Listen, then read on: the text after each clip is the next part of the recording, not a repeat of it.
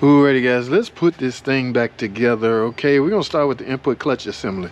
Now, I removed all the clutches so I can get a good look at it, guys, but the clutches shouldn't be your main concern. Well, they should be, because obviously if they burnt, there's something going on in the housing. The magic is going on inside this input clutch assembly. This is not disassembled, right? You got a spring in there. That spring will deactivate if given instructions by the valve body. Now it's a rigorous process, guys. In order to achieve first gear, something has to happen. In order to achieve reverse, something has to happen. Okay, I can show you better than I can tell you. In fact, let me take this, put it in the pump, because we're gonna use the pump. The magic starts with the pump. Okay, once fluid is sucked from the transmission pan, it makes its way. It has to be filtered first. Well, they like for it to be filtered. Then it goes to the pump. Then it goes to the valve body where all the distribution happens. Now we're gonna simulate a valve body operation, okay? The valve bodies normally, here go a port right here. These ports right here, they mean something. They're not just there just for the hell of it. So I'm gonna direct air pressure to one of these ports. We're gonna see which, if you have a problem in first gear, you wanna see if first gear holding, first gear clutch pack holding. The clutches are out, but we're gonna see if the piston is even activating. Y'all saw that? That was I don't know these by heart. That was on the drive, it seemed like. Let's make this, let's do this one right here. See that? See this housing moving? That activates a clutch pack. I don't know, could be second gear, could be third gear, could be first gear. Okay, when the valve body instruct or give out pressure on that line, that's when something will activate. Let me see what this one do. Okay, it goes down. Possibly reverse, who knows? All right, so a lot of the magic is going on inside of here. I don't have this disassembled, but I need a tool because there's a spring in there and it's compressed, and you gotta have a tool to compress it and remove the snap ring. That's what you're doing when you do an overhaul. All right, but for now, I'm in a rush, so I just wanted to show you all that little basics as far as what's happening. All right, we're going back together. Don't forget this. Well, y'all not building it, but we're gonna put this thing together, man, because they tripping. So let's start with the third gear, I want to say. Remember, this is a 4-speed automatic transmission. You got first, second, third, and overdrive, and reverse, of course. All right, so yeah, if I had to guess, I say third. I say this third gear. Guys, it's been a minute since I concentrated on the fundamentals of it. All right, sometimes you can get so advanced to where you forget the fundamentals. You don't really forget it, you just don't think about it as much as you used to, because number one, we don't do it hardly anymore. All right, so now what I'm gonna do right here is install. And by the way, when I disassemble this, I just flip it over, so when I go back together, I just reverse what I just flipped over. So even this, I'm up to this right now in the equation. I know that this go after that last clutch pack. You will never be able to memorize all of this, so you have to come up with your own little ways and tricks of remembering where things go. Like now, where the hell is my screwdriver? Oh, it failed. All right, so we're gonna get the snap ring in here. I don't even know if y'all can hear me, so we're just going off.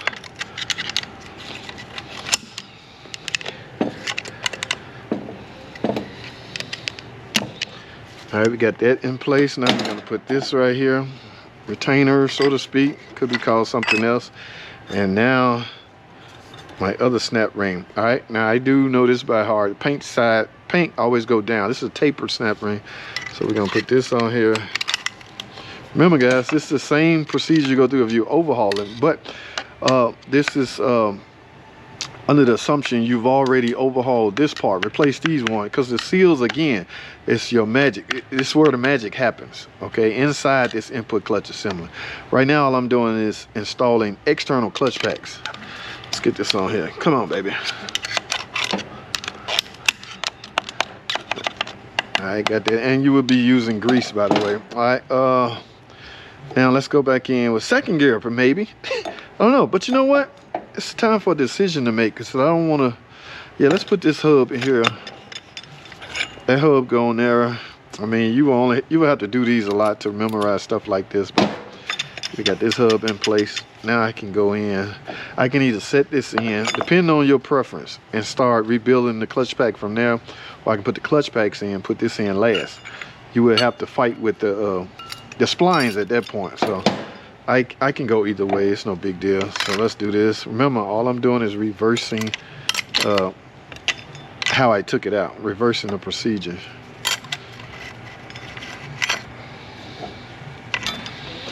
Now the big retainer, guys, you see how thick this is? That's because I only put in 3 clutches and 3 discs. That is because this is a 40 TE. There's a difference between a 40 TE and a 41 TE. 41 is just a torque rating. 40 is lower than 1, so it's a lower torque rating. 1 is bigger than 0, so it's a 1 torque rating. That's how they distinguish. Let's get this on here. Now it's time for this snap ring. Now I'm supposed to have a tool to compress this so this snap ring will get in this outer groove. I have no idea where my tool is. It's a good thing I'm not overhauling this, but we're gonna have to get this in here the best way we can. You gotta compress this while you install the snap ring because it has to go in that groove.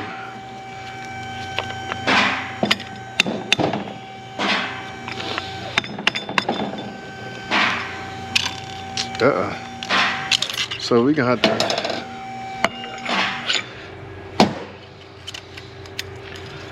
have to manipulate something here. Let me see something. Oh yeah, perfect.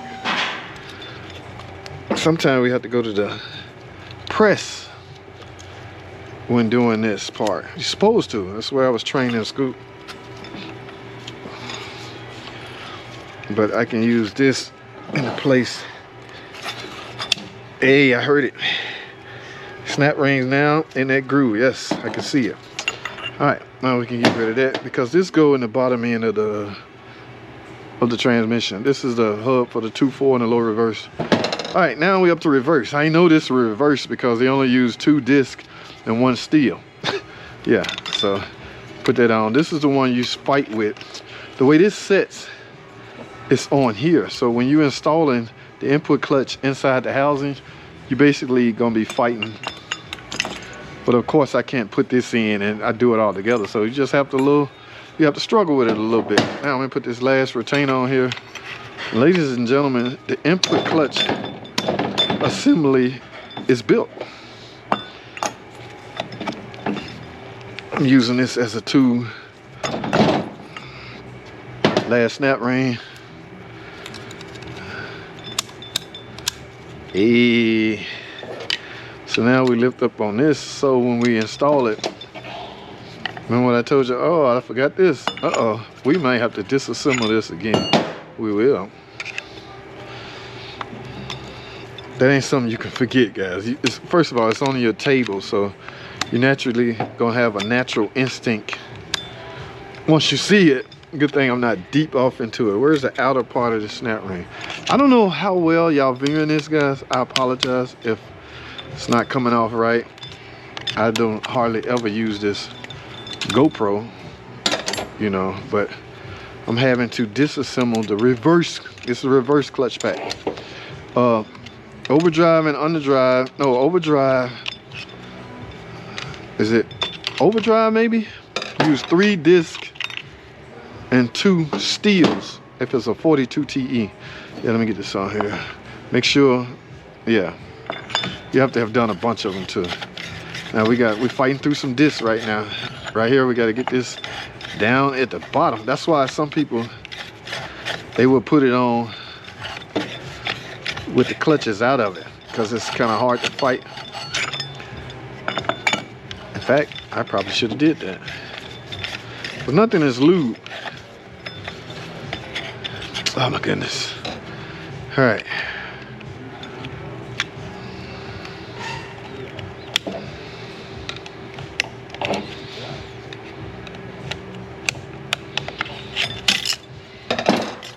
Now let's disassemble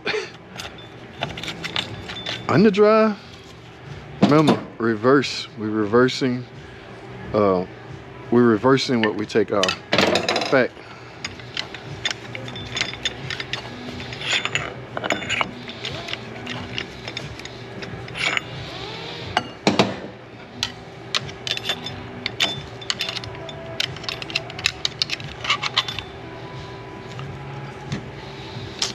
I'm gonna do this Yeah, I'm gonna disassemble this so we can get there. We're gonna go in with the hubs first. You can go, depending on the individual, guys. There's no right or wrong way to do it. So whatever floats your boat. So now we're gonna put that on there. Yeah, see how they set this one already in. So we'll build around this. That might be a better way to do it. To each his own. Some people different, some people not.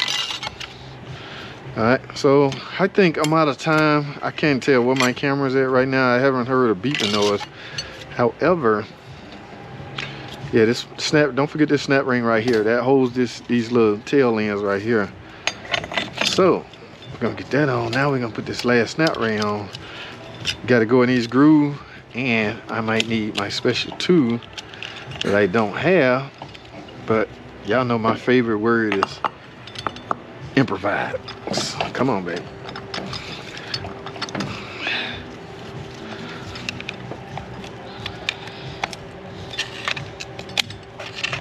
There you go, I heard the click. All right, guys, now we got that in this groove. It's going too far. Now I can finish building the reverse clutch pack. And the last little retainer right here is gonna go. Now for the last snap ring.